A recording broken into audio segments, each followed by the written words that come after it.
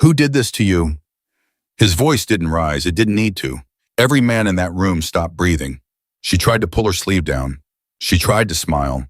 She tried to say she was fine, that she just tripped, that it was nothing, that he didn't need to worry about a waitress. But his hand caught her wrist gently, the way a man handles something breakable. And when the sleeve slid back, the bruises told a story no lie could cover. The most dangerous man in New York City looked at her arm, and his jaw went to stone. If this story already has your heart, hit that subscribe button right now and follow along until the very end, because this one doesn't let go easy. Drop a comment and tell me what city you're watching from. I want to see how far this story travels. Jane Vance had learned a long time ago that pain was something you managed, not something you admitted. You took it into the break room, pressed a cold rag to your lip, fixed your hair, and walked back out on that floor with a smile that didn't waver. You kept your sleeves down. You kept your head up. You said, "I'm fine," so many times it started to feel like breathing, automatic, unconscious, necessary for survival. She had said it to her coworker Denise twice already that night, and Denise, bless her, had stopped asking. People always stopped asking eventually. That was the thing about pain you wore on the inside. Most people didn't want to look hard enough to find it. Jane's right side ached from where Marcus had shoved her into the kitchen counter that morning. She hadn't eaten since yesterday afternoon because she'd been too nauseated from the hit she'd taken the night before. And now the smell of food coming off every tray she carried was making her dizzy in a way she was desperately trying to push through. Her shoes were half a size too small. She'd bought them secondhand 3 months ago and never had the money to replace them. And every step across that marble floor was its own small punishment. But she kept moving because stopping meant losing a shift. Losing a shift meant falling behind on the rent. Falling behind on the rent meant Marcus had one more thing to hold over her head, and Marcus with leverage was a version of Marcus she couldn't afford. The Velvet Room was not the kind of place Jane had ever imagined herself working. It was the kind of place you read about in newspapers, the kind of establishment where the champagne cost more than her monthly grocery budget, and where men in suits made decisions that moved money across cities without ever raising their voices. The clientele were powerful and knew it. The staff were expected to be invisible and knew that too. She had taken the job 9 months ago because it paid better than anywhere else she'd been able to find, and the tips on a good night could cover things that her regular wages couldn't quite reach. Things like the interest payments on her father's debt. Things like keeping Marcus calm enough that he didn't put his hands on her until after midnight, when at least she'd had a few hours of peace. Her father had died 18 months ago, leaving behind a man he'd borrowed $30,000 from a man connected to people you did not want to be connected to. And somehow that debt had become her problem. Signed over in paperwork she hadn't fully understood until it was too late.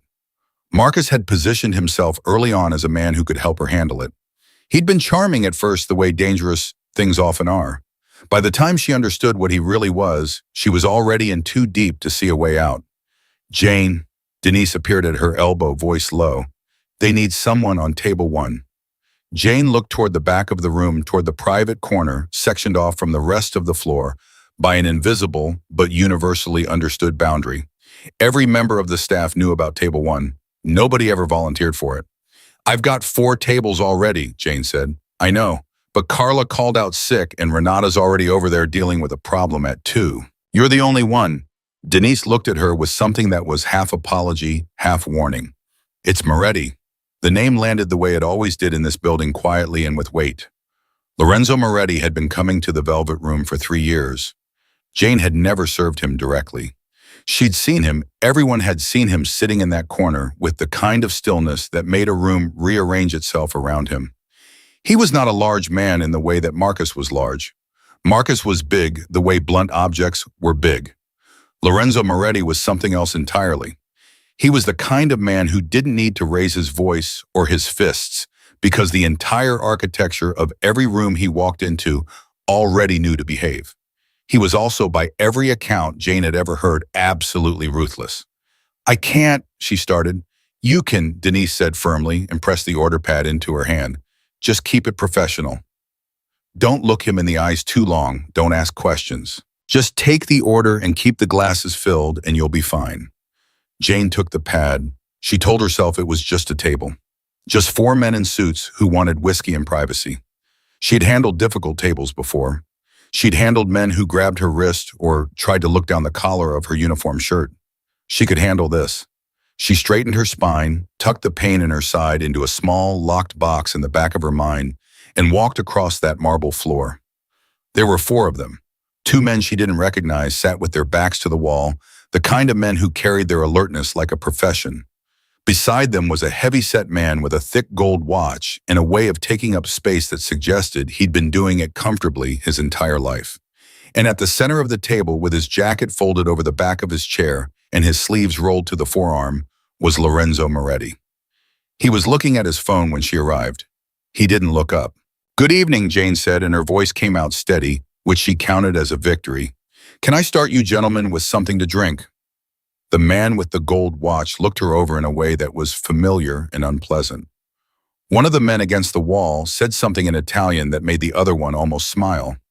Lorenzo Moretti still didn't look up from his phone. "Glenlivet," the man with the watch said. 18 year, 3 fingers, no ice." He looked at the others. Orders passed around the table, 2 more scotches, a sparkling water. Jane wrote everything down without looking up from the pad, which was usually the safest strategy. She was turning to leave when the man with the watch said, "Not bad. Moretti, you paying attention?" "I'm always paying attention," Lorenzo Moretti said, and his voice was exactly what she would have expected, calm, unhurried, carrying in it the particular quiet of a man who had never once had to repeat himself to be heard. Jane walked away from the table. She didn't exhale until she was behind the bar. The first 20 minutes of serving, table 1 passed without incident. She kept the glasses full. She answered questions in single sentences. She moved with the efficient near invisibility she'd trained herself into over 9 months of this job. The men talked among themselves in a mix of English and Italian that she didn't try to follow.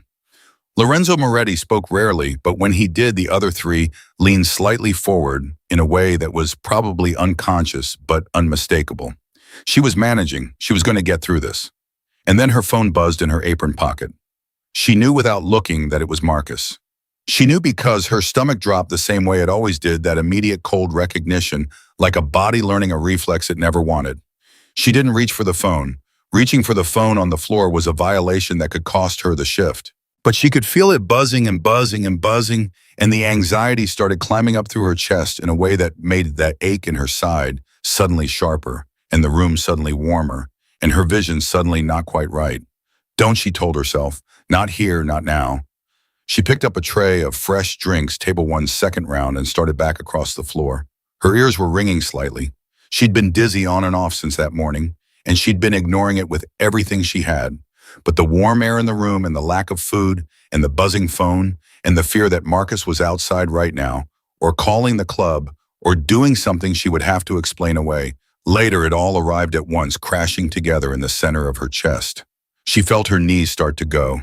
She had just enough presence of mind to register that it was happening, to try to correct for it, to pull herself upright. But the tray was heavy, and her balance was already wrong, and the floor seemed to tilt, and she had one sharp moment of understanding that she was going to go down in the middle of the velvet room in front of Lorenzo, Moretti, and 4 men who could probably have her replaced by morning. The tray hit the edge of the table. She heard the glasses rattle, and then she didn't hit the floor because a hand caught her arm, caught it hard, and sure, a grip that was neither rough nor gentle, but simply absolute, and she was steadied against the edge of the table, blinking hard, trying to get the room to stop moving. "Hey," the voice was close, quiet. "Look at me." She looked up. Lorenzo Moretti was not sitting anymore. He was standing, which she registered as strange because men like him didn't stand for waitresses, and his hand was still on her arm, and his eyes were doing something she hadn't expected. They weren't cold, they weren't impatient. They were focused the way a person focuses when something real is happening right in front of them, and they've decided to pay attention to it. "I'm so sorry," she heard herself say. "I'm sorry, I'm fine, I must have..." "You almost went down." He wasn't accusing her. He was simply stating the fact. "I'm fine," she said again. "I haven't eaten today, that's all. I'm so sorry about the glasses, Don't worry about the glasses." His hand moved slightly on her arm, and she felt the exact moment when he registered something wrong beneath his fingers. The slight shift in his grip, the way his eyes dropped just briefly, just for a second, to the cuff of her uniform sleeve. She pulled her arm back. She pulled it back too fast and she knew it immediately, and she watched his eyes catch that too. The instinct of it, the practiced flinch of a woman who has learned to protect certain parts of herself from examination. He didn't say anything for a moment. The other three men at the table had gone very still. "Sit down," Lorenzo said.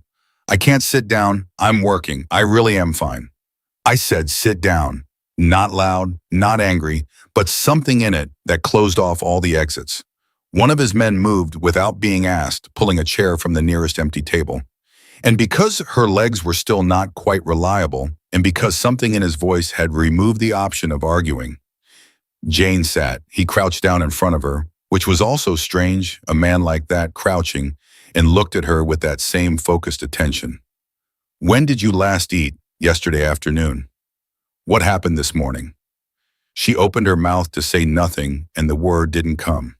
It just didn't come.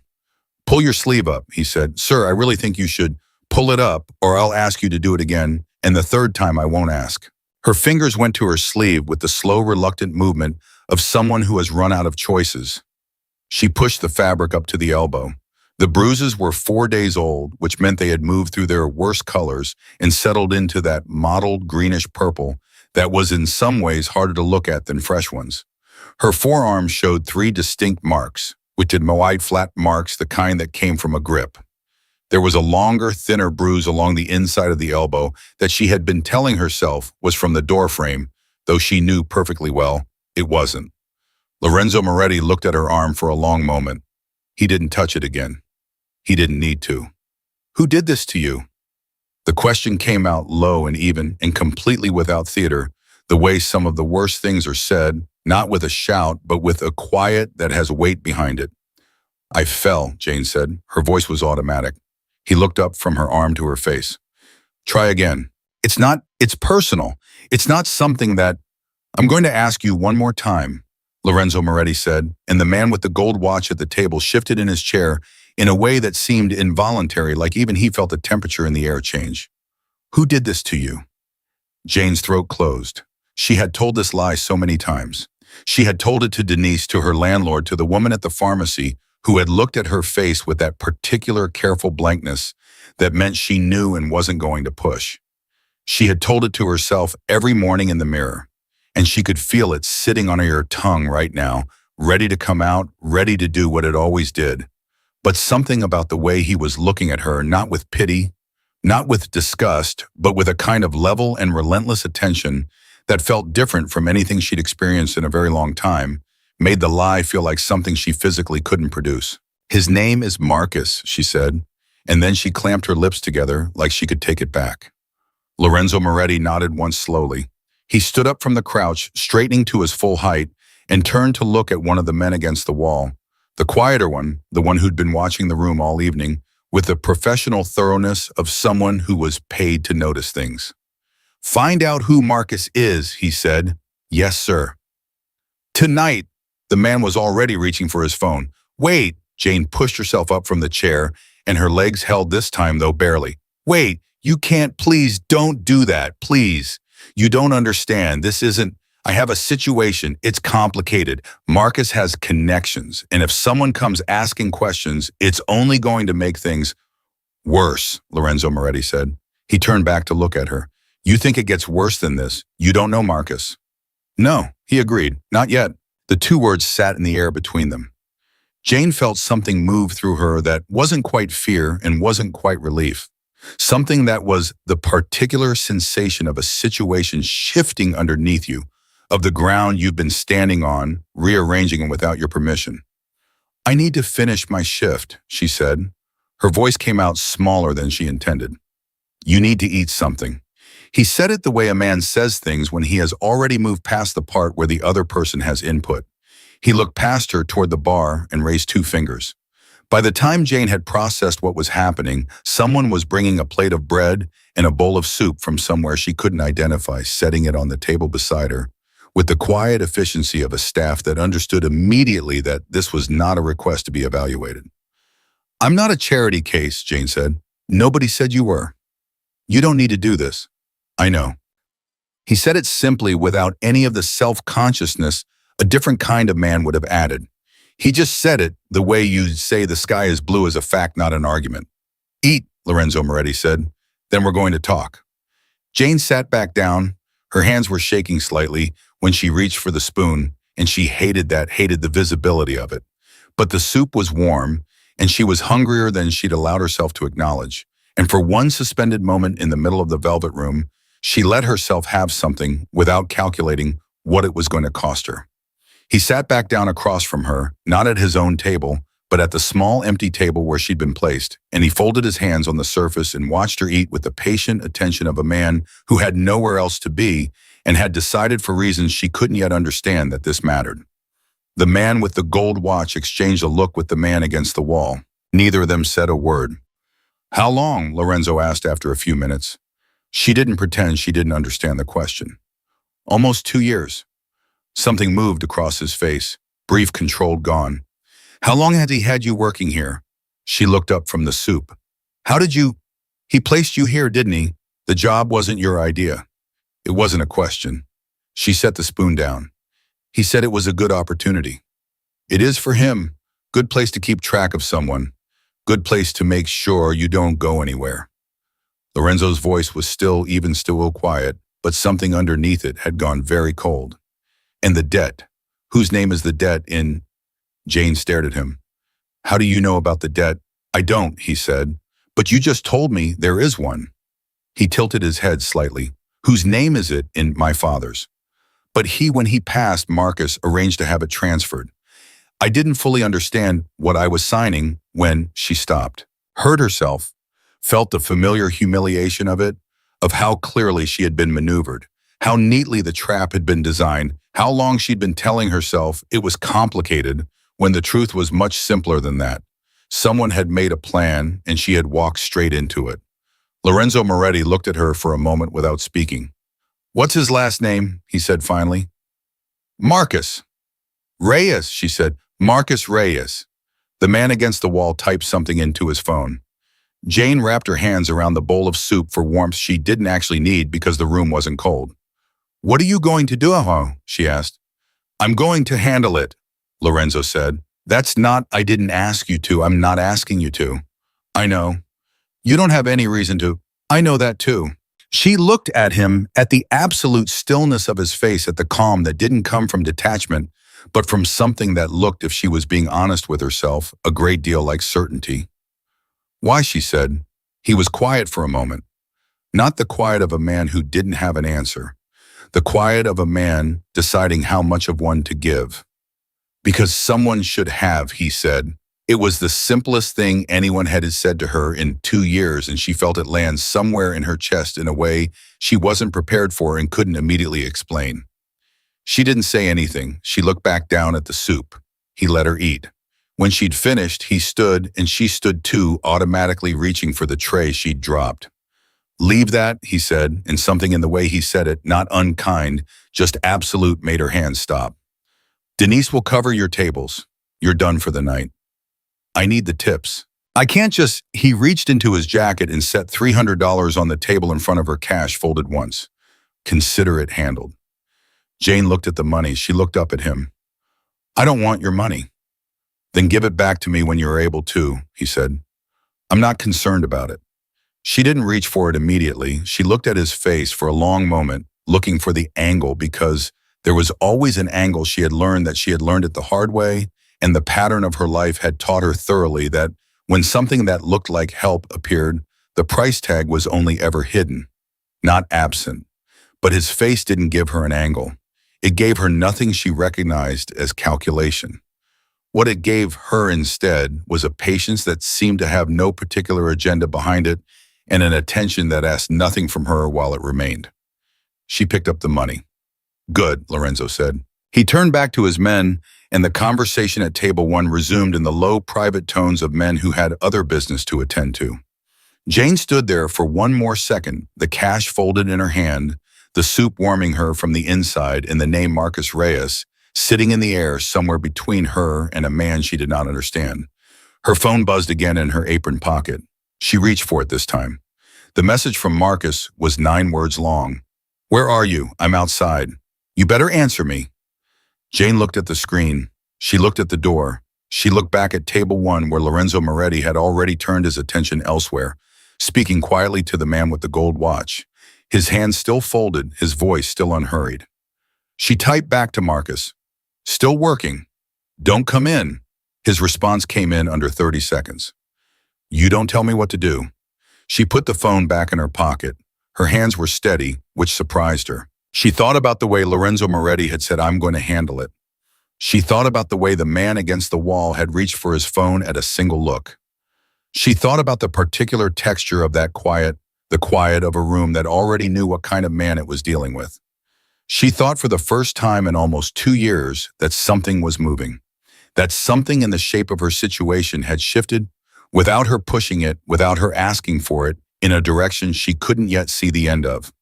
She didn't know if it was better or worse than what she had. She didn't know if it was safe. But Marcus was outside and she was in here, and for one moment the distance between those two facts felt like something she might actually be able to keep. She walked to the break room. She sat down in the single metal chair against the wall. She pressed the cold back of her phone to the bruise on her arm and held it there, breathing. Just breathing in the particular silence of a woman who has just said the truth out loud for the first time and is waiting to see what the world does with it to him. In the other room, Lorenzo Moretti's man was already on his second call, and Marcus Reyes had no idea what was coming. The break room door opened 12 minutes after Jane sat down, and it wasn't Denise. It was the quiet one, the man from table 1, who'd been making calls all evening, the one with the careful eyes and the economy of movement that told you he'd been doing dangerous things long enough that none of it showed on his face anymore. He was younger than she'd initially clocked him, maybe mid-30s, with a jaw that hadn't softened yet, and a way of standing in doorways that suggested he'd assessed the room before she'd even registered he was there. "Mr. Moretti would like you to wait in the car," he said. Jane looked up from the chair. "I'm not getting in anyone's car. It's safer than being in here." "I don't know that." She held his gaze. "I don't know you. I don't know him. I told him a man's name 20 minutes ago, and now you're in my break room telling me to get in a car, and I need you to understand why that's not something I'm willing to do." The man was quiet for a moment. He seemed to be weighing something. Then he said, "My name is Dom. I've worked for Lorenzo Moretti for 11 years. In 11 years, I have never once been asked to put a woman somewhere she didn't want to be." He paused. "I'm not starting tonight." Jane studied him. "Then why are you here?" "Because Marcus Reyes just came through the front door." The cold that moved through her was immediate, in total the kind of cold that starts in the stomach and moves outward, reaching the fingertips in under a second. She stood up. "He can't come back here," she said. "Staff only. He's not back here. He's at the bar. He told the door he was meeting someone." Dom's voice was level informational, stripped of any drama that might tip her either direction. "He's been watching the floor for the last 4 minutes. He's looking for me." "Yes." Jane's mind moved fast through the geometry of the situation. Marcus knew her shift didn't end for another hour. He also knew, because he knew everything about her schedule, had made a point of knowing it from the beginning, that the only way out of the velvet room for staff was through the main floor or the service corridor that led out onto the side street, both of which required passing through a space where he could see her. "Does Mr. Moretti know?" she asked. "He knows this." "What is he doing?" Dom's expression didn't change, but something behind his eyes shifted just slightly, just enough. "Watching." She pressed her fingers to her temple. "Tell him I don't need tell him this is my problem, and I know how to handle Marcus. I've been handling Marcus for 2 years. I just need to get to the side exit without him seeing you." "Yes. And if he follows you to the side exit?" She didn't answer that, because the answer was the same answer it had always been, which was that Marcus followed her everywhere eventually, and the best she could ever manage was a head start. Dom looked at her for a long moment with those careful, patient eyes. "The car is outside the side exit," he said. "You don't have to go anywhere in it. You can stand next to it. You can stand on the sidewalk. You can do whatever you need to do, but if Reyes comes out that door behind you, I'd rather you be standing next to something than standing alone." Jane looked at the floor. She looked at her hands. She thought about the 9-word text message, and the weight of it, "You don't tell me what to do," and the particular tone Marcus used when he'd already decided the night had a shape, and was just waiting for her to fit herself into it.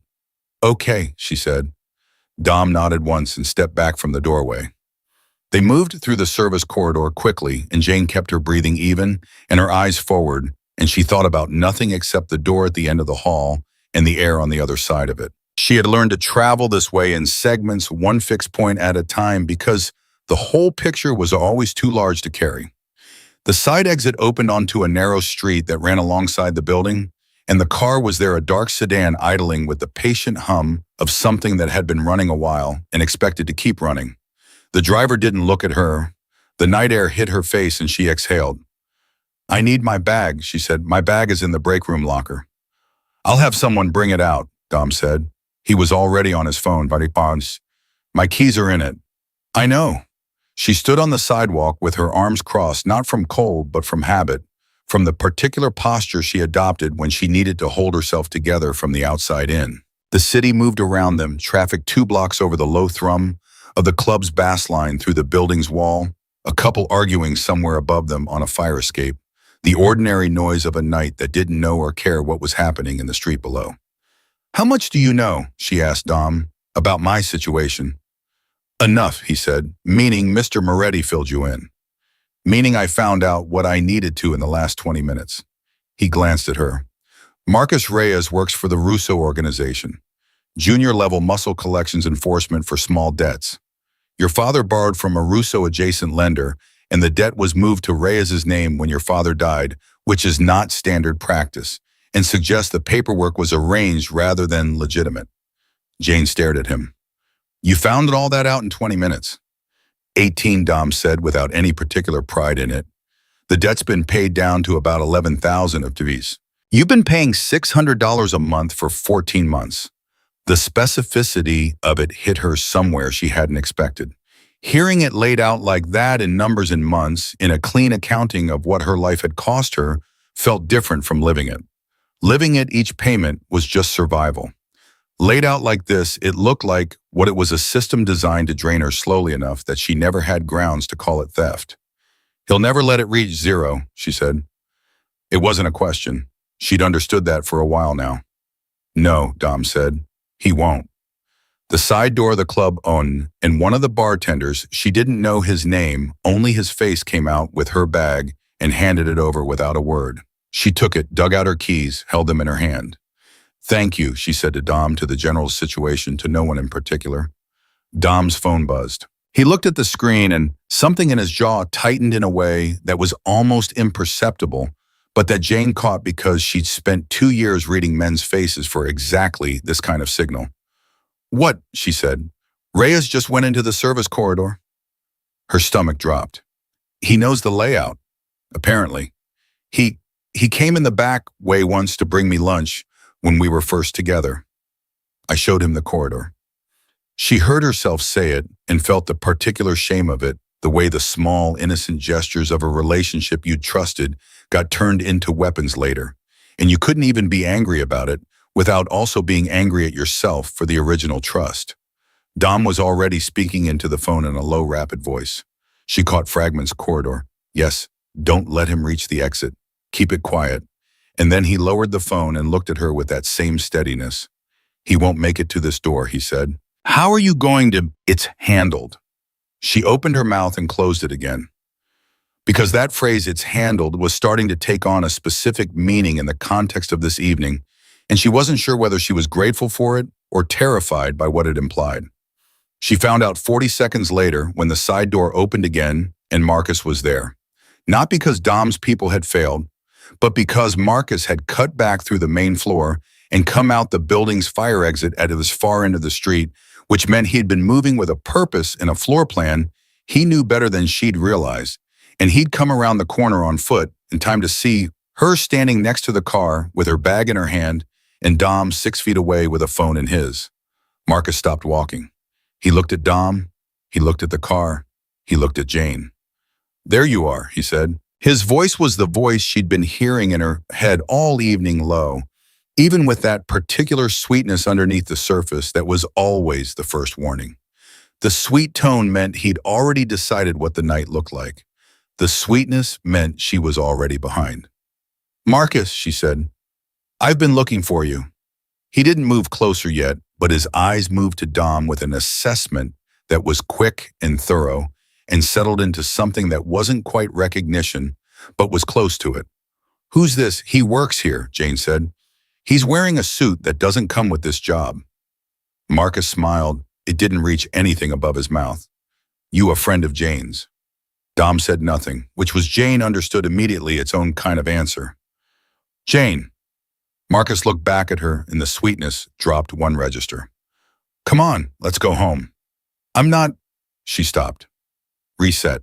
Tried again because she'd learned that the first sentence was always the most important one and it needed to be clean.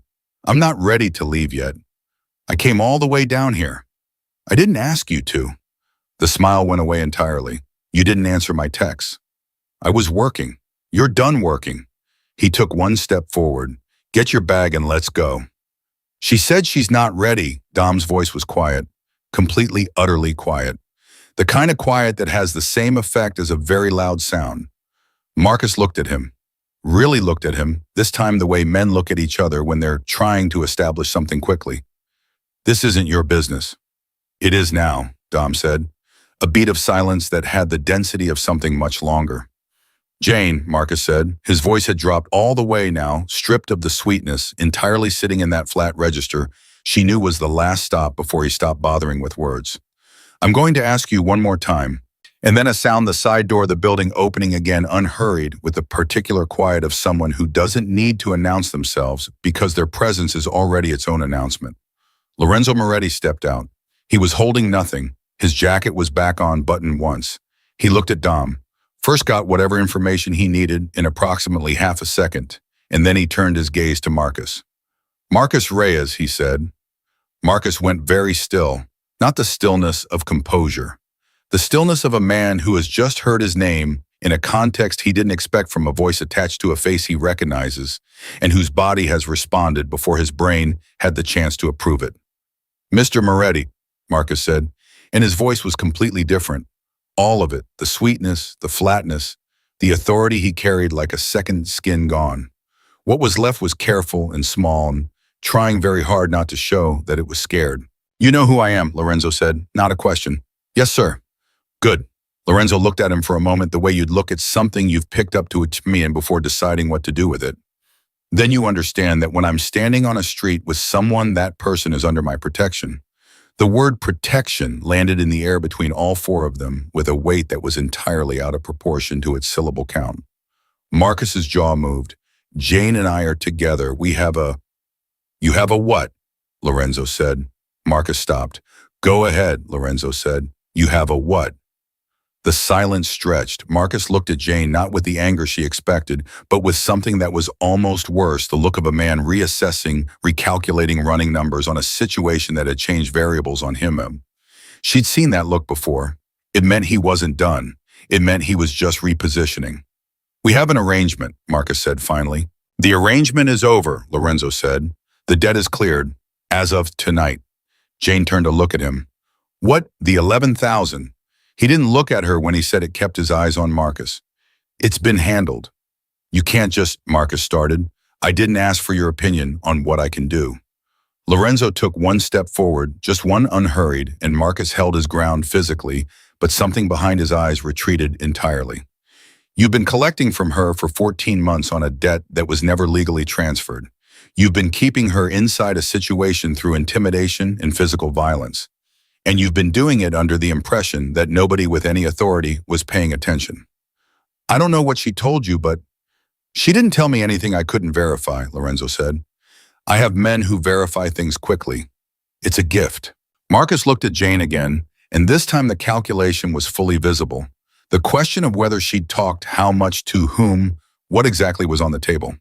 She held his gaze and didn't look away, and felt something in her chest that she'd been waiting 2 years to feel, the specific sensation of not flinching. This isn't your business, Marcus said.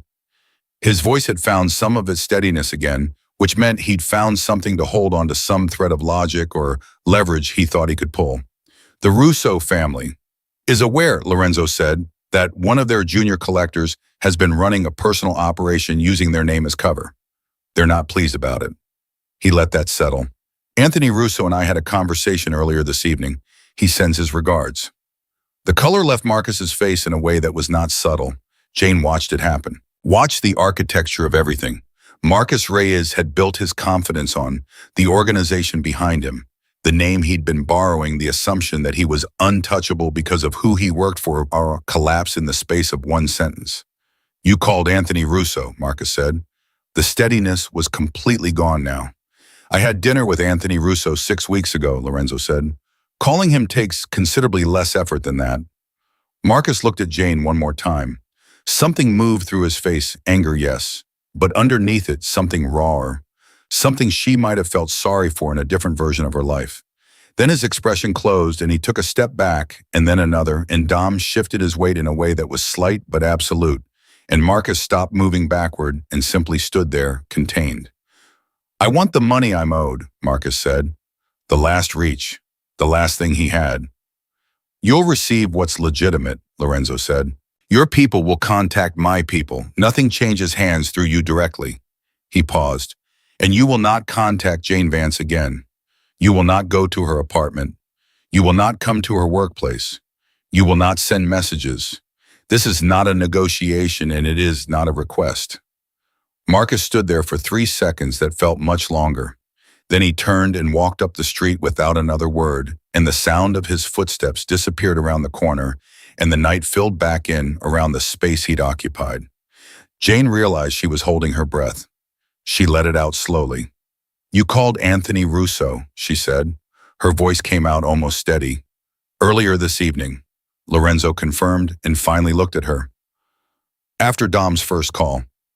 You knew you were going to do all of this before you even came outside." "I knew some of it," he said. "The rest arranged itself." She looked at him, at the calm that hadn't shifted once through the entire exchange, through Marcus's voice and his threats and his retreat at the absolute lack of theater in any of it, and felt something she couldn't fully articulate and didn't try to. "You paid my debt," she said. "The number will be settled through channels. You don't need to think about the debt tonight." "I need to think about it eventually." "Yes," he agreed, "but not tonight." Dom had moved a few feet away and was on his phone again, his back half turned, his voice low. The car was still idling. The city was still moving. Jane held her keys in her hand and tried to locate her sense of the situation, which had shifted so many times in the last hour that she wasn't entirely sure where solid ground was anymore. "What happens now?" she said. "Now you don't go home," Lorenzo said. "Not tonight, not to wherever you've been living with that situation a few blocks behind you." "I have an apartment. Does Reyes have a key?" She didn't answer immediately, which was its own answer. "You're not going there tonight," Lorenzo said. "I have a property, a separate building, not where I live, not where I work. A building I keep for situations that require privacy. There's a suite on the 3rd floor that's been empty for 2 months. It's clean, it's secure, and nobody goes in or out without my people knowing about it." Jane looked at him. "You want me to go to one of your properties?" "I'm not ordering you to go anywhere," he said. "I'm telling you what's available. What you do with the information is your decision." She thought about her apartment. She thought about the key Marcus had. She'd given it to him 8 months ago when he'd told her it was for emergencies, and she'd asked for it back 3 times since then. And each time he'd said he'd forgotten to bring it, and each time she'd let it go because pushing Marcus on small things cost almost as much as pushing him on big ones. She thought about going home tonight alone, knowing that the conversation on the street had happened and not knowing exactly what shape his anger was going to take when it had time to settle into something. "Is there a lock on the suite door?" she asked. "A deadbolt," Lorenzo said, "and a chain, and the elevator requires a key card on that floor." She thought about chains. She thought about locks. She thought about the particular quality of a door that actually kept things out. "I'd need clothes," she said. "Things from my apartment." "Give me a list," Dom said from behind her phone still in hand. "We'll have someone pick them up within the hour." She turned to look at him. He was completely serious. She turned back to Lorenzo. He was watching her with that patient, unhurried attention, not pushing, not pulling, just waiting for her to arrive at whatever she was going to arrive at. "Why are you doing this?" she asked him. Second time tonight, because the first answer had been true, she thought, but it hadn't been all of it. Lorenzo was quiet for a moment. Then he said, Because Marcus Reyes sat in that club every Friday for 8 months. She felt her breath catch. What? He comes in, not to table one, not to my table, but to the bar. Fridays, 8 months. His voice was the same, even quiet, but something underneath it had a different texture now. I didn't know who he was or what he was doing there. Tonight I do. A pause. I sat 40 feet from that man for 8 months while he kept track of you, and I didn't know. Jane stood very still. That bothers me, Lorenzo Moretti said simply. She understood then that this wasn't entirely about her, or rather it was about her, but it was also about something in him, something that had looked across a room tonight and seen a system operating in plain sight and recognized what it cost not to have seen it sooner. She didn't know enough about him yet to know what to do with that. She didn't know enough about anything that had happened tonight to fully process it, but she knew the weight of a key in her palm that locked a door Marcus couldn't open. I'll need my toothbrush, she said, and the book on my nightstand, and the gray sweater at the back of the closet, not the other one's, the gray one with the frayed cuff. Dom was already writing. Lorenzo Moretti looked at her with something that wasn't quite a smile, but occupied the space adjacent to it, and said nothing and stepped aside so she could get in the car. She got in the car. The door closed. The city moved past the windows, and somewhere behind her, Marcus Reyes was walking through it with the Russo name, no longer warming his back with $11,000, no longer between him and consequences, with a phone he would not use tonight because he was smart enough to understand, at least for now, the dimensions of what had changed. And Jane Vance sat in the backseat of a car belonging to the most dangerous man in New York, holding a key ring, with no key that mattered anymore. And for the first time and longer than she could pinpoint, she did not know what the next hour would look like. And somehow, against everything her history had taught her, that felt less like terror and more like the first breath of something she hadn't had a name for in a very long time. The suite on the third floor smelled like clean linen and nothing else, which was the first thing Jane noticed. And the second thing she noticed was the silence. Not the silence of a place where someone was being quiet. The silence of a place that had never learned to be loud. She stood in the middle of it for a full minute after Dom closed the door behind her, just existing in it, letting it be real. The gray sweater was on the bed when she arrived. The book from her nightstand was on the small table by the window. Her toothbrush was in the bathroom in a glass still in its wrapper. From however they'd picked it up, she hadn't asked and didn't plan to. Whoever Dom had sent to her apartment had moved efficiently and without drama, which she was beginning to understand was a theme in the way Lorenzo Moretti's world operated. Things happened. They happened correctly. Nobody made a production of it. She sat on the edge of the bed and put her face in her hands and stayed like that for a while. She wasn't crying. She was just present in a way she hadn't been in a long time, like the absence of immediate threat had created space for her nervous system to remember it existed. Her hands were shaking again slightly. Her side still ached. The bruises on her arm had been covered back up by her sleeve for so long tonight that she'd almost forgotten they were there. And then she'd remember, and the remembering had a texture all its own. Her phone showed 14 missed calls from Marcus, and then nothing. The nothing had started 47 minutes ago, right around the time she calculated that he'd walked away from Lorenzo Moretti on that side street and done his own math. She turned the phone face down on the nightstand and lay back on the bed and stared at the ceiling and thought, what now? The question was larger than tonight. It was larger than a secure door and a deadbolt and a chain. She had no job, or rather she'd left her shift early and hadn't spoken to anyone at the Velvet Room about what happened, and she didn't know if she had a job to go back to. She had an apartment with Marcus's key in the lock. She had the gray sweater and the book and a toothbrush and a glass, and she had $11,000 of debt that a man she barely knew had apparently cleared in the same evening he'd learned her name. She thought about him, kept returning to it the way a tongue returns to a sore tooth, not to hurt itself, but because the thing is there and undeniable. Nobody cleared $11,000 of someone else's debt without wanting something back for it. She knew that. She had learned it at considerable personal cost. The question was what Lorenzo Moretti wanted, and the fact that she couldn't identify it yet was not reassuring. She'd learned from Marcus that the scariest version of any debt was the one with no stated terms. She fell asleep before she finished the thought. She woke up at 6:43 in the morning to someone knocking on the door. 3 quick, even knocks, the knock of someone who'd been told not to be intrusive and was following instructions precisely. She sat up fast, heart already moving, and then the quality of the room came back to her, the clean silence, the chain on the door, and she sat there breathing for a moment before she stood. "Who is it?" "Elena." A woman's voice, steady, professional. "I work for Mr. Moretti. I have breakfast." Jane looked at the door for a moment. Then she crossed the room and took the chain off and opened it. The woman in the hallway was somewhere in her 50s, with silver-streaked hair, pulled back efficiently, and the kind of face that had settled into its expressions a long time ago and was comfortable there. She was carrying a tray with coffee, a covered plate, and a small glass of orange juice, and she looked at Jane with the specific directness of someone who had been given information about a situation and had decided to deal with it practically. "Sit down." Elena said the same way you'd say it to someone you'd known for years. "You need to eat before anything else." Jane stepped back and let her in. She sat. Elena put the tray down. There were eggs, toast, a small bowl of fruit. Elena poured the coffee without asking and set the cup close to Jane's right hand and then stood back. "Mr. Moretti asked me to let you know he's in the building," Elena said. "Ground floor. When you're ready, not before. He's been here all night. He had business to attend to." Elena said it with the comfortable neutrality of a woman who had been answering variations of this question for a long time. "He doesn't sleep much." Jane wrapped both hands around the coffee cup. "What does he want?" "He wants to know that you're all right," Elena said, "and he wants to talk to you when you're ready."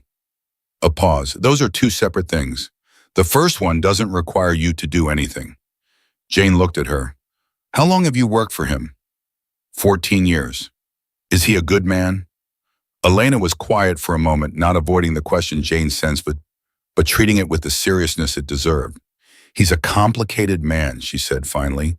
"But in 14 years, I have never once seen him be cruel to someone who hadn't chosen cruelty first." She met Jane's eyes. "That's not nothing in the world he moves in." Jane ate the eggs. She drank the coffee. She sat with Elena's words the way you sit with something that you're not ready to accept or reject, yet just hold. 40 minutes later, she found Lorenzo Moretti in a room on the ground floor that served no obvious ceremonial purpose. Just a table, chairs, a window, a coffee machine on a sideboard that had clearly been used recently. He was on the phone when she came in, speaking in Italian, and he held up one finger, not dismissively, but with the particular acknowledgement of a man who does one thing at a time and is finishing this one, and she sat down across the table and waited. He ended the call, set the phone face down, looked at her. "You slept," he said, "a few hours." She folded her hands on the table. "We need to talk about the debt." "We do," he agreed. "I'm going to pay it back," she said. "Whatever you spent, I'm going to pay it back, and I'm going to do it on terms that I understand and agree to before any money changes hands. That is not negotiable." Something in his expression shifted, not surprise exactly, but something adjacent to approval. "All right," he said. "I'm not saying I'm not grateful," she continued. "I'm saying I've been in one situation where the terms weren't clear, and I can't go into another one. I won't." "That's reasonable," Lorenzo said. "What terms would you consider acceptable?" She hadn't expected him to ask her that. She'd prepared for resistance, for the particular male certainty that the gesture of paying was its own statement about who held authority over the transaction. She hadn't prepared for him to simply ask. "Monthly," she said, "a fixed amount, no interest, written down." She looked at him steadily. "Actual paper, actual signatures, something I can hold." "I'll have something drawn up today," he said. "Today? You said you wanted it written down. Written things take time if you wait and no time if you don't." He picked up his coffee. "Is there anything else?" She looked at him across the table and felt something that she identified after a moment as the specific disorientation of being taken seriously, of having the thing she'd asked for be immediately practically available. She didn't know what to do with that in her hands. "My job," she said, "at the Velvet Room." "You still have it. I spoke to the manager this morning." "You had no right to—" "You're correct," he said, and she stopped. He said it plainly, without qualification. "I should have asked you first. I acted on the assumption that keeping the job available was better than the alternative, but it was your decision to make." He set the cup down. If you want me to undo it, I will. If you want to find a different on, I'll make calls. If you want to go back on your own terms, that's also available. What I won't do is apologize for trying to make sure you had something to go back to.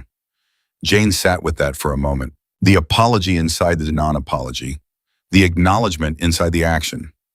I don't want to undo it, she said finally. I need that job. Then it's there. A silence settled between them, not uncomfortable, but loaded full of the weight of everything the last 12 hours had contained. Jane looked at the table. She looked at her hands. She thought about the question she'd been carrying since she woke up. Marcus isn't done, she said. Lorenzo didn't answer immediately, which told her he already knew. The conversation last night, she continued, it bought time. It moved him back. But men like Marcus they don't accept things and walk away. He's going to find a new angle. He's going to find something he can use. She looked up. I know how he thinks. I've had 2 years of learning how he thinks. Tell me, Lorenzo said. She blinked. What? Tell me how he thinks. He was looking at her with that focused attention, the same quality of it as the night before, the look of a man who has decided that what the person in front of him knows is worth hearing. You said you've had 2 years. That's more time than my people have had 24 hours. Tell me. And so she did. She told him about the way Marcus operated in layers, the charm on the surface, the surveillance underneath, the punishment reserved for private moments where there were no witnesses and no record.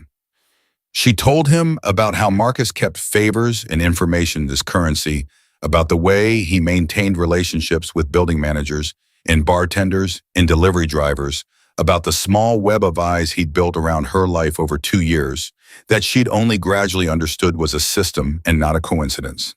She told him about Marcus's boss, a man named Derek Chen, who operated 2 levels up in the Russo organization, and who, unlike Marcus, was not junior and not impulsive. A man who moved carefully and had never once been where he could be touched.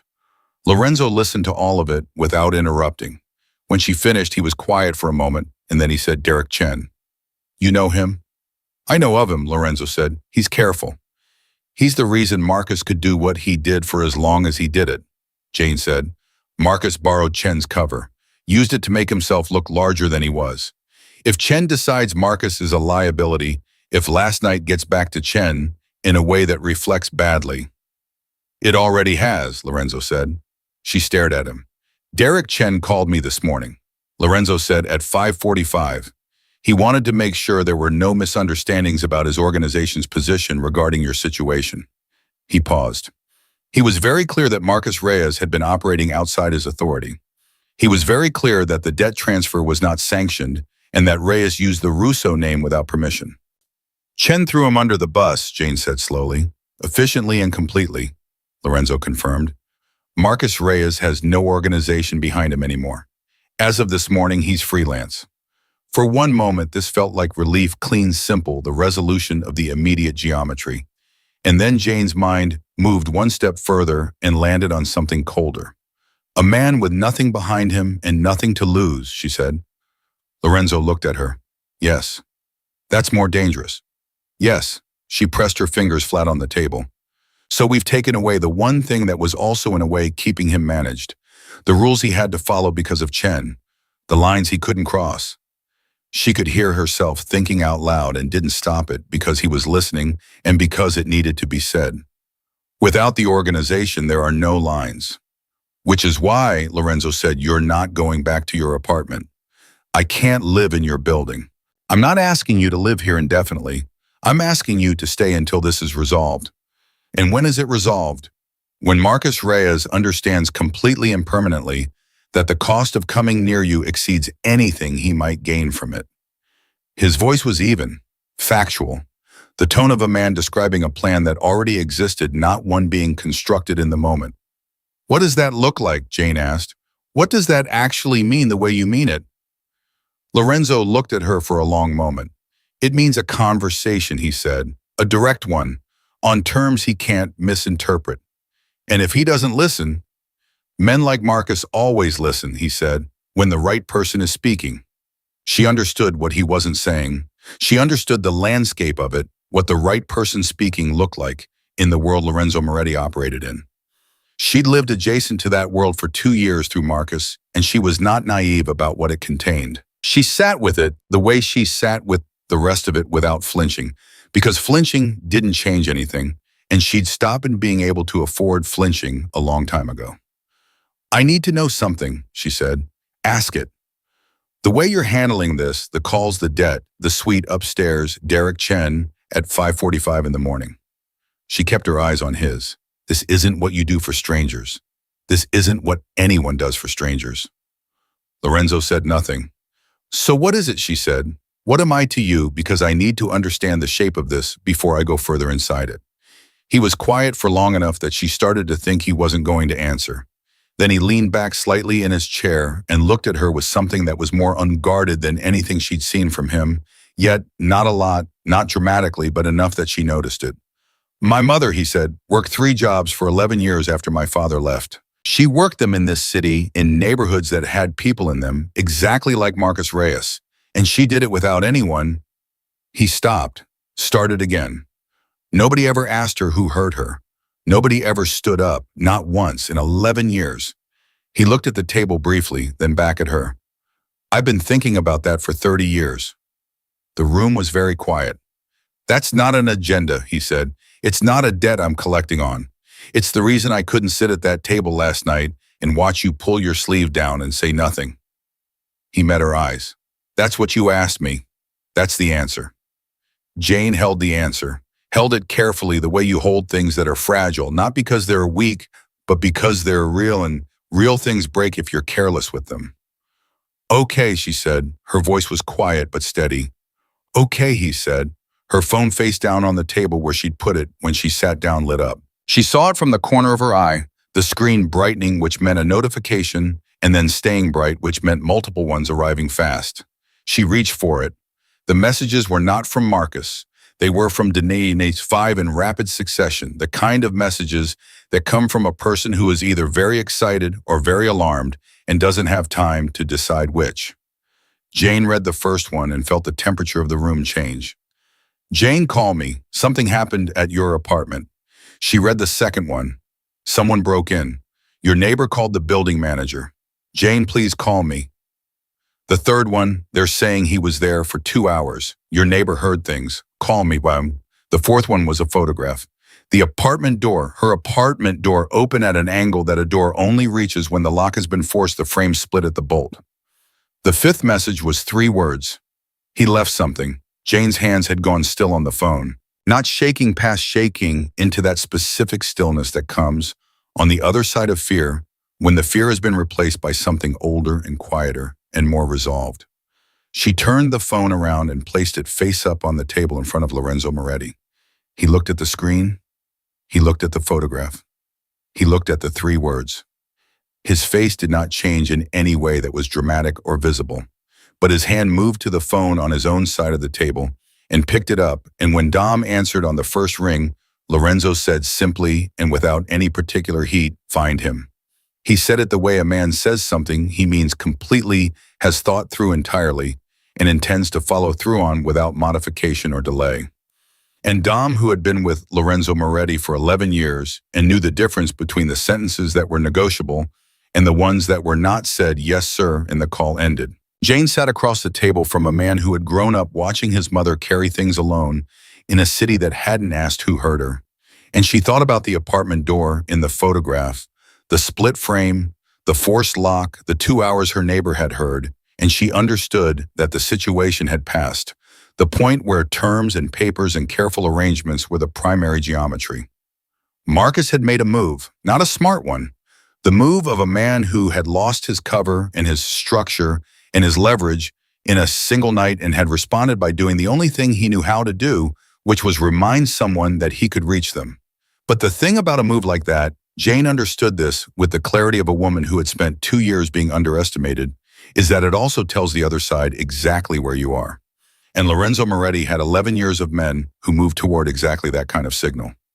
She put her phone in her pocket. She looked at the man across the table. Whatever conversation you're planning to have with him, she said, I want to be there. Lorenzo looked at her. Not to interfere, she said. Not to negotiate. I want him to look at me when he hears it. I want to be the last thing he sees before he understands that it's over. She held his gaze without wavering. I've earned that. Lorenzo Moretti looked at her for a long moment, at the stillness in her face, at the 2 years of weight behind her eyes, at the woman who had pulled her sleeve down in a club, and then 12 hours later was sitting at his table asking to be present for the end of it. All right, he said. Dom found Marcus Reyes in 4 hours and 19 minutes. He was at a bar in Midtown called Callahan's that he'd been using as a second address for the better part of 3 years, a cash-only place with no cameras above the bar, and a back room that the owner, a man named Pete Sorrento, kept available for people who needed to conduct business in the absence of documentation. Dom knew about Callahan's because Dom knew about most places in this city that operated on the principle that forgetting faces was a professional courtesy. He'd been in the back room himself twice on unrelated matters. The city was smaller than it looked from the outside. He called Lorenzo at 11:47 in the morning with a location and a detail that changed the shape of the situation considerably. He's not alone, Dom said. There's a man with him. Name is Ray Pollard, former NYPD, currently works private enforcement for anyone who will pay him. He's been at the bar since 9 this morning. Lorenzo looked at Jane across the table where they'd been sitting with coffee, going cold between them, and she watched his face process the information in real time, not alarm, but recalibration, the quick internal adjustment of a man rerouting around an obstacle. Pollard's not crew, Dom continued. He's hired, which means Reyes paid for him, which means Reyes spent money this morning on protection. A pause. He's scared. Scared men with hired muscle do unpredictable things. I know what scared men do, Lorenzo said. Give me an hour. He ended the call and set the phone down. He hired someone, Jane said. She'd heard enough. Ray Pollard, former cop. I know that name. She said it quickly, surprising herself. Lorenzo looked at her. Marcus mentioned him once, about 8 months ago. He said Pollard was someone you called when a situation needed to be handled off the books and you didn't want to go through the organization. She paused. He said it like it was a recommendation, like he was keeping the name in his back pocket. He's been planning a contingency, Lorenzo said. Or he always knew this could fall apart and he wanted an exit that didn't require Derek Chen's permission. She sat back. Marcus is smarter than he looks. He's always been smarter than he looks. That's the part that's dangerous. Lorenzo was quiet for a moment. What does Pollard look like to you, he said, in this situation? What does hiring him accomplish? She thought about it. Not the way a person panics through a problem, but the way she'd trained herself to think about Marcus methodically from the inside out, putting on the logic of a man who measured everything by what it could get him. Pollard makes him look bigger than he is, she said. Walking into a conversation with someone like you, he needs weight behind him. He can't show up alone after last night that reads as beaten. But if he's got a former cop beside him, someone with a name and a record of making problems disappear, he's negotiating again instead of retreating. She looked at Lorenzo. He doesn't want to run. He wants to reframe last night as a misunderstanding. Reset the board. Lorenzo looked at her for a moment with that quality of attention she was starting to recognize as distinct from how most people listened, not waiting for the gap to speak, but actually taking in what she was saying and doing something with it. You're good at this, he said. I'm good at surviving him, she said. That's different from being good at it. He nodded once, accepting the distinction. Then he stood and reached for his phone. We're going to Callahan's. She stood too. Now. He's sitting in a bar with hired protection, waiting for something to happen. Every hour we give him, he spends building himself back up in his head. Men who've been knocked down convince themselves fastest when nobody's applying pressure. He looked at her. You said you wanted to be there. I do. Then we go now. She picked up her jacket. She didn't hesitate. The drive to Callahan's took 11 minutes, and Jane spent most of them looking out the window at the city moving past the ordinary machinery of a Tuesday morning, people with coffee cups and grocery bags, and the uncomplicated momentum of lives that didn't contain what hers contained, and she thought about what she was going to say. Whether she was going to say anything. Whether the thing she'd asked for the night before, I want him to look at me, was about words, or just about presence, about the simple act of being seen, not flinching. She decided it was both. Dom was in the front seat, running through logistics in low tones with the driver. Lorenzo sat beside her and said nothing, and didn't seem to need to. The silence between them had stopped feeling like absence and started feeling like something else, the particular quality of two people who have moved through enough together in a short period of time that quiet doesn't require filling. They pulled up a half block from Callahan's and Dom got out first, as he always did. He was back in 90 seconds. Pollard's at the bar. Reyes is in the back room.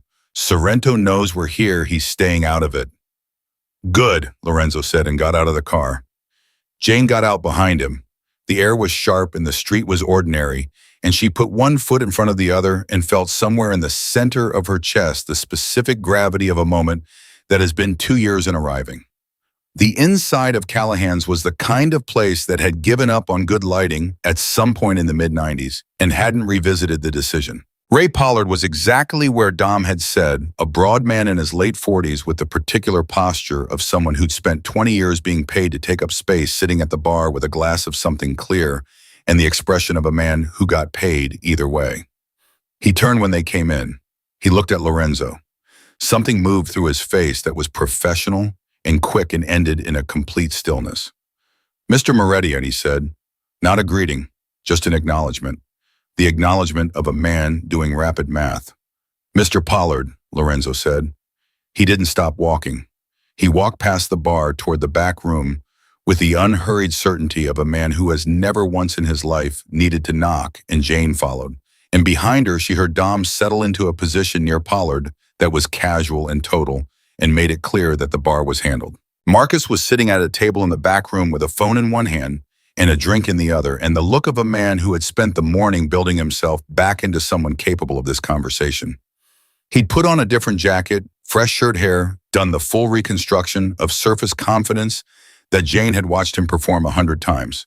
She knew the performance. She knew what it cost him. He looked up. He saw Lorenzo first. Then he saw Jane, and something cracked through his expression. Not guilt.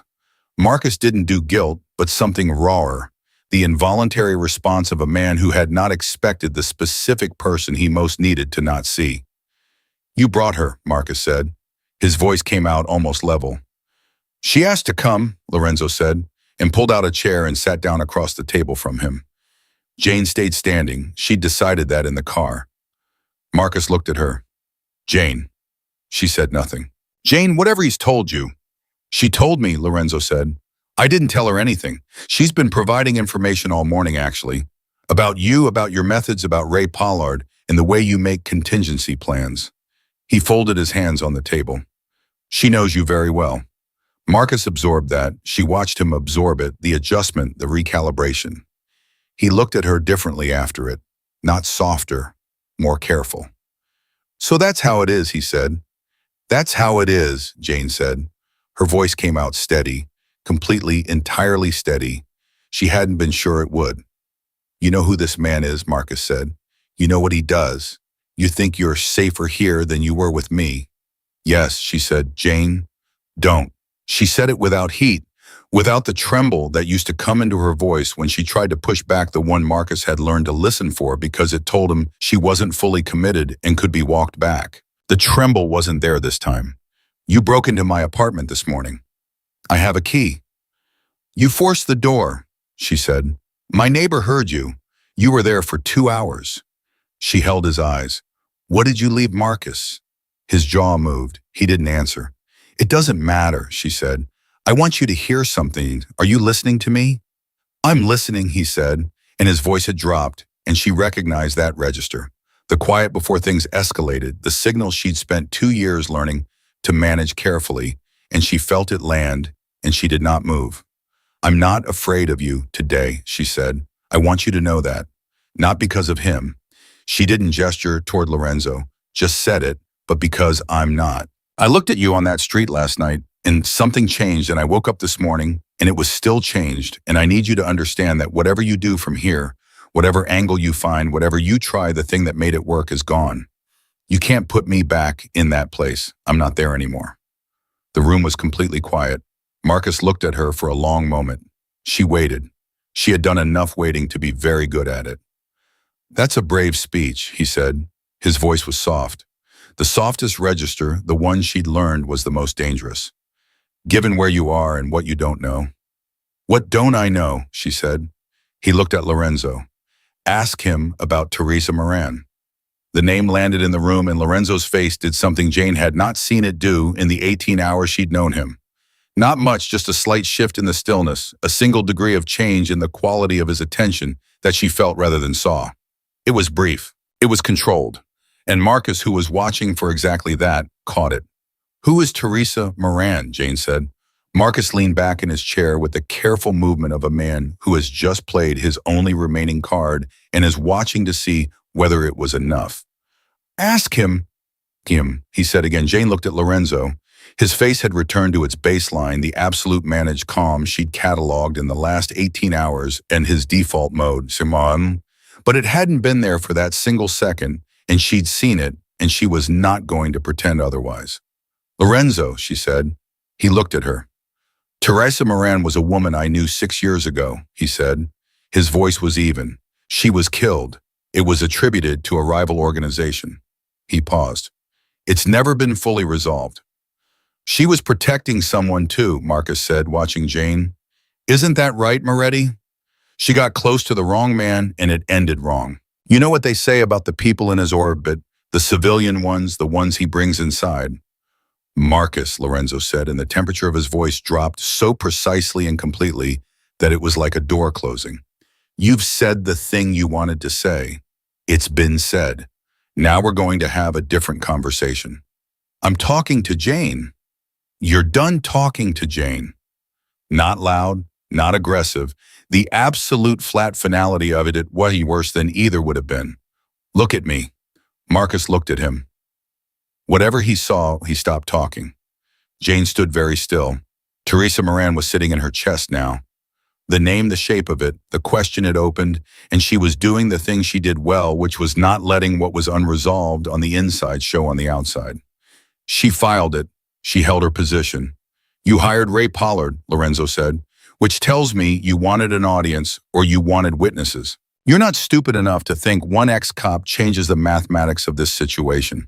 So what you wanted was credibility, someone present who could carry a version of this conversation back to whoever you're hoping still has use for you. He looked at Marcus steadily. Derek Chen doesn't want to hear from you. Anthony Russo is managing the optics of this morning, and the last thing he wants is your name attached to anything.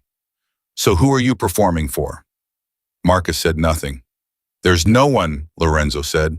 There's no audience left. It's just you and the choices you're making right now in this room. He leaned forward slightly. So let me tell you what's available to you. You walk out of this city, not the neighborhood, the city. You go to wherever people go when they're done here, and you stay there, and Jane Vance's name does not cross your lips again to anyone. In exchange, what happened at her apartment this morning gets classified as a misunderstanding. Your history with her gets closed without further examination. And if I don't, Marcus said, then we examine it. Lorenzo said it without inflection. In detail, the debt transfer, the methods of collection, the apartment, the bruises. A pause. 2 years of bruises, Marcus. A woman who documented exactly none of it because she was too afraid to, but whose body recorded all of it. And I have people who know how to build a case out of documentation that doesn't exist yet. Marcus's jaw was tight. You're threatening me. I'm giving you a clear picture of 2 futures and asking you to choose one. He sat back. I'm being more generous than you deserve because you broke into her apartment this morning after I told you last night not to contact her, and that tells me you need the choice stated very explicitly before it can register.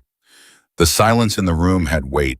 Jane watched Marcus move through it not with sympathy, but with the particular attention of a woman who has read this man's silences for 2 years and knows which kind this is. This was the silence of a man whose math had come out wrong, who had run the numbers 3 or 4 ways and kept arriving at the same answer, who was trying to find a version where he came out ahead and couldn't locate it. She knew this silence. She'd been waiting for it for 2 years. I want it in writing, Marcus said finally. What you're promising. I want it written down.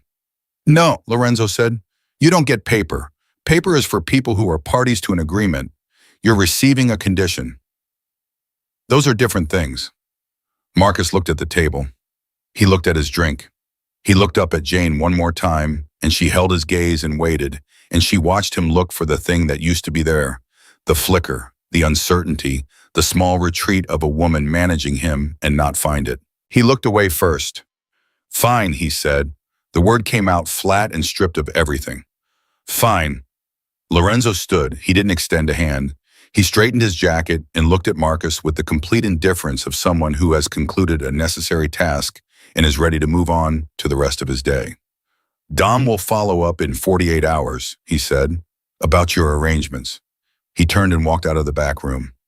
Jane stayed, just for a moment, just long enough that Marcus looked up at her again because he had heard Lorenzo's footsteps leave and expected her to follow, and she hadn't. I'm not glad this happened, she said. Her voice was quiet and honest. Not any of it. I wish you'd been a different person. I genuinely do. She picked up her jacket from where she'd set it on a chair. But you weren't, and I spent 2 years apologizing for that like it was my fault, and that's over. She put on her jacket. She walked out. Ray Pollard was still at the bar when she came through. He looked at her without expression, and she looked back without flinching and walked through the door into the afternoon air. Lorenzo was on the sidewalk. Dom was 3 feet behind him. She stopped beside him and breathed in the air and felt the full weight of the last 36 hours settle through her. All at once, the soup at table 1, the sleeve, the break room, the drive, the suite, the eggs in the morning, Dom's 4 hours and 19 minutes, the back room, the name she was still carrying. Teresa Moran, she said. Lorenzo stood beside her without turning. Yes. You're going to tell me about her? Yes, he said again, when you're ready to hear it. She thought about that, about what it meant to be ready, about whether ready was a thing you arrived at or a thing you decided. Was Marcus right, she said, about the orbit, about what happens to people you bring inside? He was quiet for a long moment. The city moved around them. Teresa made choices I couldn't control, he said. She went somewhere she wasn't supposed to go and spoke to someone she wasn't supposed to speak to, and it cost her everything. I've carried that. He paused. It's the reason I hesitated last night before I got involved, and it's the reason I got involved anyway. Jane looked at him, because hesitating didn't save her. No, he said, it didn't. She stood with that. She stood with the whole shape of it, the risk she was inside the man. She was standing next to the version of safety he offered that was not clean and not simple and came wrapped in the complexity of a world she didn't fully know. She stood with all of it and didn't try to resolve it into something easier. Okay, she said finally. Okay, he said. I heard it, she said. I'll think about it, but I heard it. She looked up at him. That's what I'm able to give you right now. He nodded. No pressure, no push. That's enough, he said. Dom materialized at Lorenzo's shoulder. Pollard's coming out. They all 3 stood on that sidewalk as Ray Pollard pushed through Callahan's door and stopped when he saw them and looked at Lorenzo with the expression of a man completing a rapid and thorough reassessment. Mr. Moretti, Pollard said. Mr. Pollard. Lorenzo looked at him. Your employer is going to need a different city. I'd advise you to factor that into your billing. Pollard looked at him for another moment. Then he looked at Jane. Something moved through his face that was not quite recognition, more like registration, the acknowledgement of a variable he hadn't been given when he'd taken the job. He looked back at Lorenzo. Understood, he said. He walked up the street without looking back. Jane watched him go. She thought about Marcus in the back room doing his own math, arriving at his own understanding of what the next week looked like. She thought about an apartment door with a split frame and a key that had never really been hers to give. She thought about a gray sweater with a frayed cuff on a bed that wasn't hers yet, and a toothbrush in a glass in a room with a deadbolt and a chain. She thought about what it would cost to trust a complicated man who had seen her sleeve and stood up and asked the question nobody had asked her in 2 years. I want to go back to the building, she said, to the suite. I want to get the book I didn't finish last night. All right, Lorenzo said. And I want coffee, she said. Real coffee, not whatever was in that carafe. Something crossed his face that was unmistakably the beginning of something that would eventually become a smile. Elena makes it properly, he said. I'll tell her you asked. They got in the car. The city moved outside the windows. And in the back seat, side by side with a careful and necessary distance between them, Lorenzo Moretti and Jane Vance rode back through the ordinary machinery of the afternoon, each carrying what they carried, and neither of them pretending it was simple, and both of them still there. Elena made the coffee the way coffee was supposed to be made strong, no theater about it, in a plain cup that was heavy in the hand. Jane wrapped both palms around it and sat at the table in the ground floor room and didn't say anything for a few minutes, and Elena didn't require her to. That was something Jane was learning about the people in Lorenzo's orbit. They didn't fill silence just to fill it. They'd been trained by proximity to a man who considered unnecessary words a form of waste. She'd been in the building for 3 days now. She'd gone back to the Velvet Room for a shift on the second day, and Denise had met her at the staff entrance with the particular expression of a woman who had 1,000 questions and the sense to ask none of them right now, and they'd worked the floor together without discussing any of it, and at the end of the night, Denise had hugged her once briefly, firmly in the break room, the hug of a woman communicating everything she wasn't saying, and Jane had held on for exactly 1 second longer than she normally would have, and that had been enough. Marcus had not contacted her, not once in 72 hours. His apartment, according to Mom, was in the process of being vacated. Boxes had been seen. That was the word Dom used, seen with the calm of a man whose job involved knowing things without explaining how. The practical machinery of her life was slowly, incrementally realigning. New locks on her apartment, paid for by Lorenzo over her objection, and accepted on the condition that she was keeping the receipts. A conversation with the building manager about the forced door that had been handled in terms she didn't ask about. The paperwork about the debt, actual paper, actual signatures, Lorenzo's attorney and Jane's own signature. 2 copies, one for each of them, sitting in the folder she kept in the outside pocket of her bag so she could feel it there. Terms she understood. Fixed amount. No interest. Hers to hold. She was managing. She was doing the daily work of someone who has been through something and is moving forward through the ordinary hours that come after. What she was not doing was resolving the thing with Teresa Moran. She hadn't asked again. Lorenzo hadn't offered. They'd been in the same building for 3 days, sharing meals twice, once with Dom, and once just the two of them, and having the kind of conversations that covered everything real and immediate and practical, while the one large thing sat between them with the patience of something that knew it would be addressed eventually.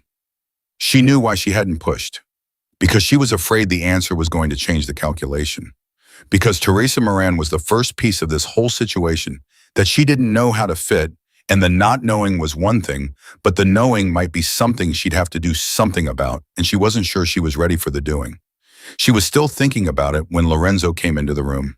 He looked like he hadn't slept, which was apparently standard for him, according to Elena, who had mentioned it twice in 3 days with the resigned affection of someone who had given up trying to change a fundamental condition. He had coffee already. He always had coffee, as though he and sleep had made a formal arrangement to minimize contact.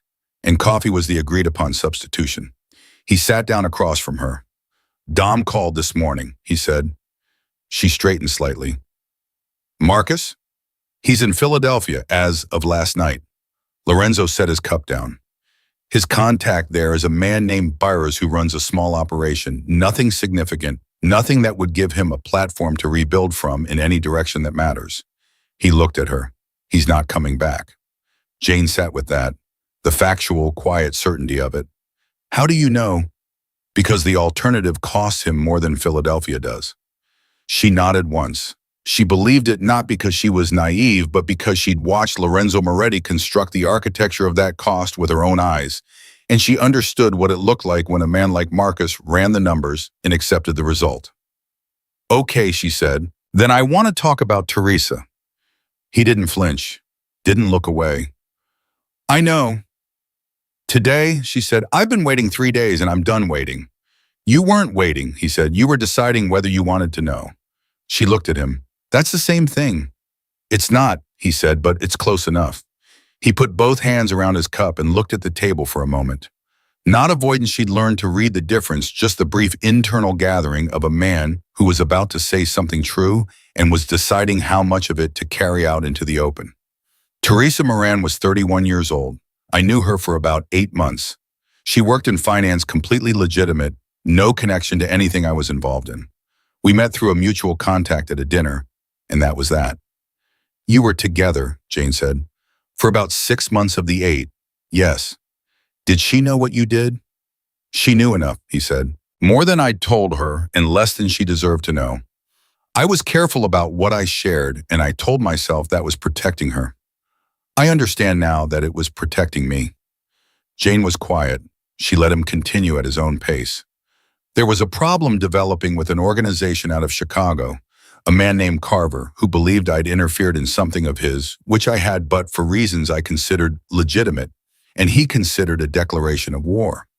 Lorenzo's voice stayed even, but she could hear something underneath it now, a different texture, the specific weight of 6 years of carried knowledge. I didn't tell Teresa about Carver because I didn't think she needed to know. I had people watching my building, watching the places I frequented, watching the people close to me. What I didn't know was that Teresa had a friend, a woman she'd confided in about our relationship, about me, about more than I'd realized she'd shared.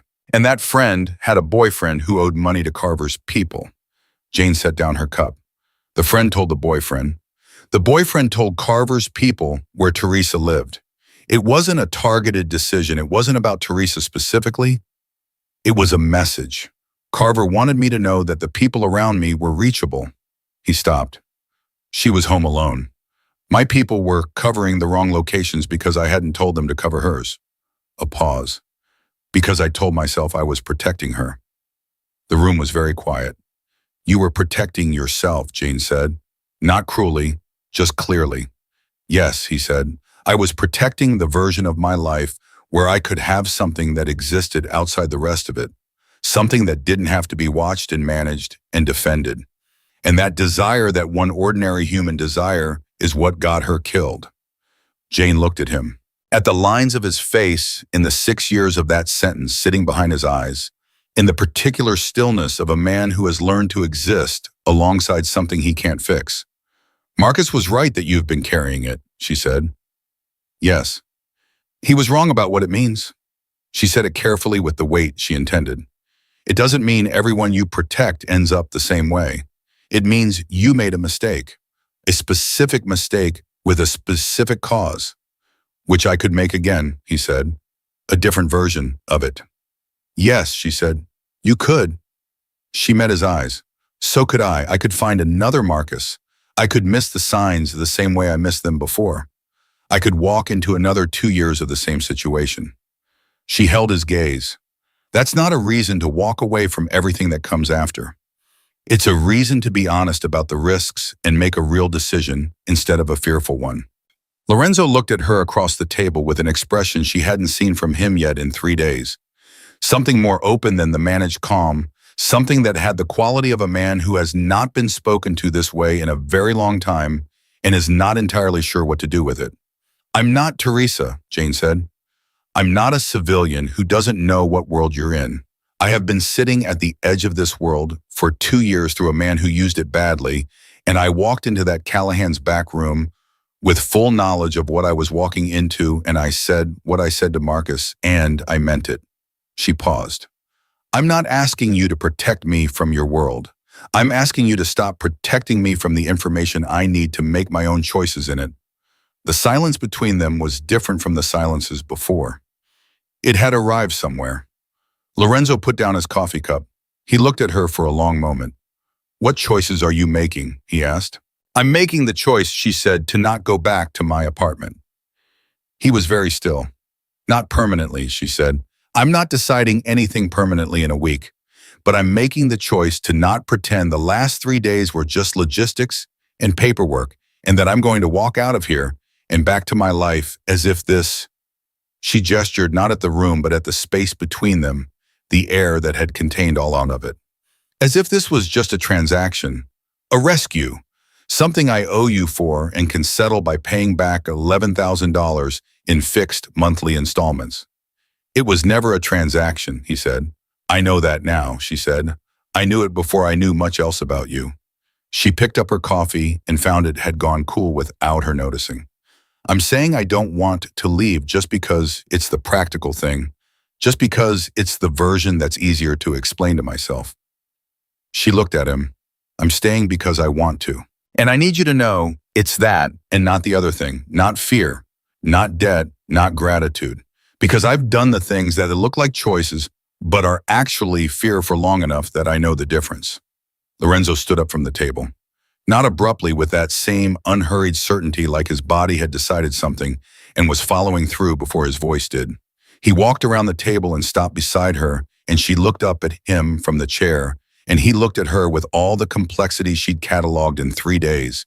The patience, the management, the 6 years of Teresa Moran, the mother working 3 jobs in neighborhoods that didn't ask the man who asked who did this when nobody else had, and he said nothing for a moment that had the weight of everything he didn't say. Then he said, "You've been sleeping in a building I own for 3 days and eating food Elena makes and paying me back $11,000 over a period that Elena has already calculated is going to take you 4 years." 4 years and 2 months, Jane said. 4 years and 2 months, he said. So I want to be very clear about what I'm hearing. You're telling me you want to stay? Yes. In a complicated world. In a real one, she said. That's different. Something crossed his face, that not quite smile that she'd been accumulating small sightings of it over 3 days, adding up to a composite that was entirely his own. Elena's going to be insufferable about this, he said. Elena already knows, Jane said. She's known since the second morning. I could tell by the way she poured the coffee. The almost smile broke into something complete, and it was brief and unhurried and entirely real, and Jane held it the way she'd held the other things tonight, carefully, because it was real, and real things mattered. She stood up. They were close enough that she could have stepped back and chose not to. There's a condition, she said. Of course there is, he said. I keep the job at the Velvet Room. I expected that. I keep my own apartment, even if I'm not in it. My name on the lease, my payments, my space, that exists. She looked at him steadily. Not because I'm planning to use it as an exit, because I need to know it's there. Because I'm a woman who is making a choice, not a woman being absorbed into someone else's life. Done, he said without hesitation. And you tell me things, she said. The real things. When something is developing and it involves the people around you, you tell me in time to know. Not everything, I'm not asking for everything. But the things that matter. The Carver situations, the Teresa situations, before, not after. He looked at her for a moment.